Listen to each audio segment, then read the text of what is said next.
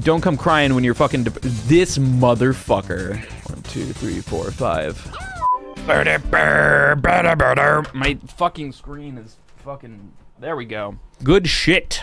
Good shit. Bomberman. Oh my god. Attorney at Music. Thanks so much for the 1,000. The YouTube highlights are among the most anticipated things I watch regularly. Thanks for clickbaiting me with Gruntilda months ago. Here's the thing. I've been actually having, like, serious doubts about the YouTube highlights. I've all but decided, like... maybe I should just fucking stop. I'll tell you the reason why. Is that I don't make any money. In the span of maybe 2 months of one YouTube highlight, like for one of these streams, I might get like $20 in ad revenue. And I pay my editors more than $20. So I'm losing money on it. And I've tried everything to clickbait to try and do everything I can to make them work, and I feel like they're good, and I don't think it's like really a problem with the content. I think it's just more, I don't really know if there's a fucking audience for Bomberman 64 speedrun while a guy talks about psychology, the matter of the universe, and cum. There's definitely some people who like that, and I appreciate that a lot, but yeah, I just feel like it's difficult when, you know, you've been doing it so long and it's weird because, like, I feel like the Mario highlights and the Banjo highlights did better over time. I feel like once the series were done, a lot more people kind of went and, like, watched them all the way through, and then they got, like, a lot of views. But I don't know, like, I've been doing YouTube for 12 years, and I've kind of just figured out that, like, I don't know what gets views. I don't know what works. I feel like the second that I think that I do, and then I try to do the thing, I'm proven wrong. So I've kind of just accepted that I don't really have much control over it. Because ideally, like, I really do like the idea of being able to do stream highlights and hire somebody to edit it, because not only am I making content that I genuinely enjoy watching myself, like, I think it really helps me for these streams when I can see, like, a literal highlight reel of everything that was funny from a stream, and then be able to kind of, like, double down on that during the stream. You know, it really helps me feel, one, more confident with streaming, and two, I feel funnier. Like, I feel like I'm more entertaining. So it's a win-win in that regard. But there's a whole lot of things, and yeah. Oh yeah, and Tony Hawk. I always forget about Tony Hawk. You know, the world record I had once. That was cool. Even if it was kind of like a cheap world record, it was a world record nonetheless. I do appreciate that, Attorney at Music. It really makes my decision harder. Like when I see that there's so many people that really love the highlights and really love the videos and stuff, it makes it hard to kind of make a decision like, all right, let's try something else. Because it's like the videos that end up like paying my editors are the ones that I make like in 30 minutes, and I make like a musical shit post, like all that shit in like a minor key to make the streams more often. Maybe, I don't know. I think I'm at a point where I'm kind of trying to figure out how to like reallocate kind of like some of my energies, so that I can kind of be utilizing my strengths and all that garbage, you know, all that fucking shit. All that fun nonsense of business and trying to maximize growth on things that you enjoy doing and blah, blah, blah, blah, blah. So, I don't know. Welcome to the Attorney at Music, thank you so much for the subscription. Welcome to the Jam Lane. Take our cursed ass emotes and spread them all over twitch.tv like a venereal disease. I'm like literally like on the verge of just launching a fucking subathon or something. Like, I have to go until the subathon is over, or I get a sub 25.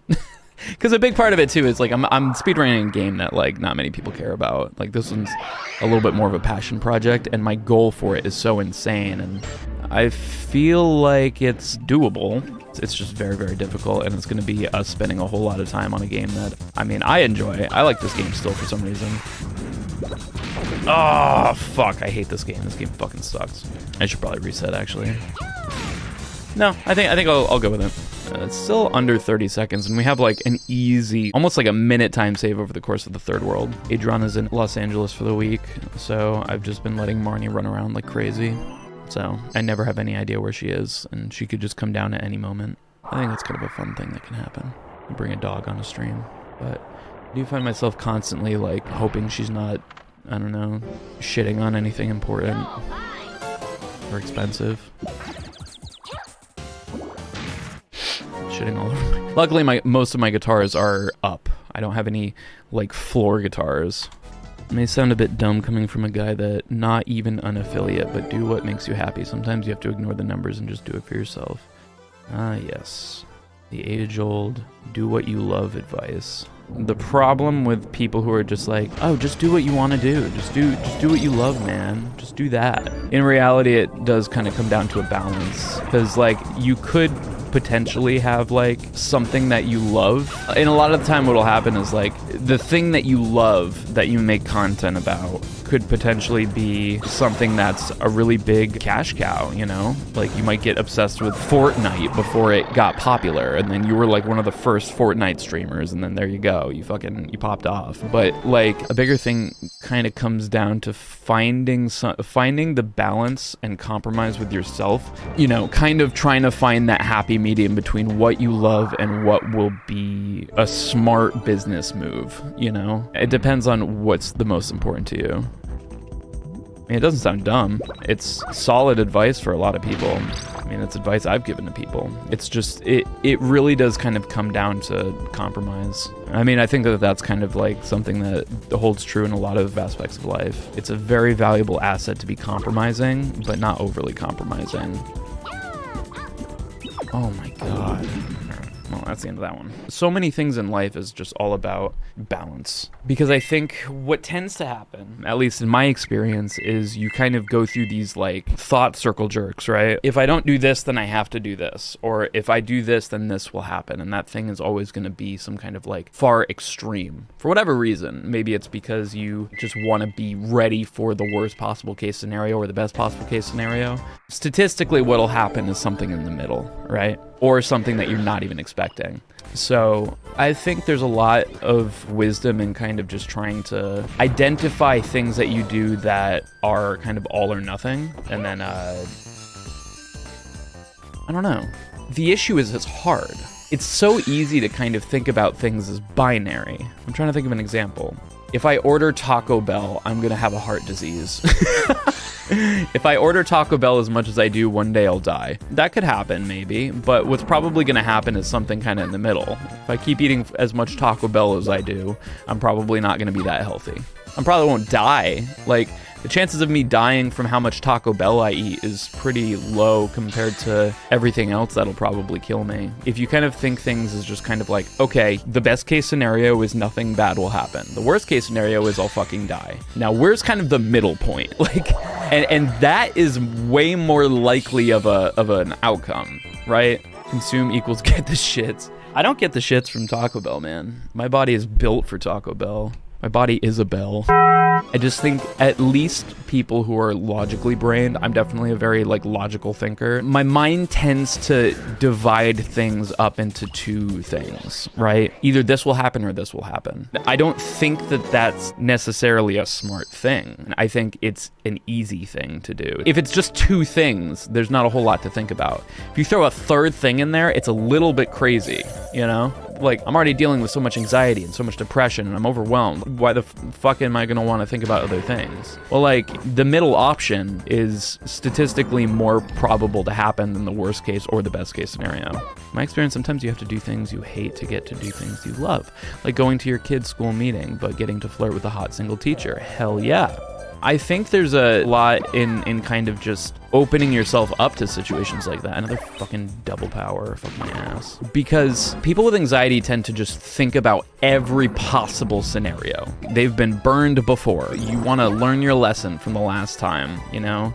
I went outside and some guy looked at me funny and I'm never going outside again. Like, one time I went to the mall and I couldn't decide which store to go to, so I just stood there, looked like an idiot. Nobody noticed me, but it was so embarrassing, I'll never leave the house ever again. I'm agoraphobic. And I feel like it's so much easier when you can kind of just throw everything all up in one thing. Just especially based on trauma, because trauma just completely like takes over the controls of your life, and you don't have a choice. If it was a blunt force emotional trauma, you can pretend it's not there, but you know, it's just object permanence, you know, peekaboo. It's still there, you just are trying to fucking ignore it. So I think a big thing that helps with anxiety is kind of just, I hate to say the thing that everyone says, is just like, don't overthink it. And that's the most frustrating advice for anybody with anxiety to deal with. Oh, just stop thinking about it.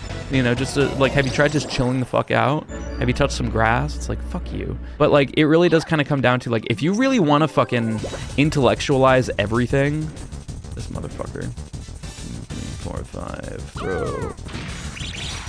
Don't come crying when you're fucking, this motherfucker. 1, 2, 3, 4, 5. Don't come crying to me when you fucking realize that you're emotionally stunted and you have no idea how to feel actual, fuck you, actual emotions except for anger. But I think, oh my god, I fucking hate this guy, man. 1, 2, 3, 4, 5.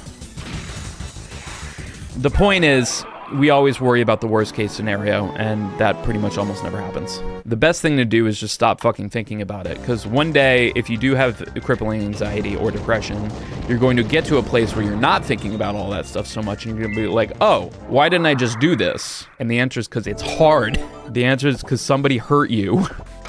I was overthinking about it, so fuck it. Oh yeah, but you should have just said the joke, because what was the worst thing that could have happened? Like, how many times have you written out a tweet and then deleted it? Yeah, as long as you don't say a slur or attack somebody that, you know, I feel like you're probably good. Worst case scenario, you make a bad joke and it's like, okay, cool. Tweets don't cost money. You can make another one. And who knows? Maybe somebody would like it. Who are you to fucking know what everyone's gonna like? You can't. Who are you to think that your joke isn't funny? Somebody might find it funny, even if you don't. I'm having a pretty good day. I'm very tired because I've just been grinding all day. But today I was just like, I haven't streamed in like a week, so I gotta stream today. I'm definitely bogged down by running this game.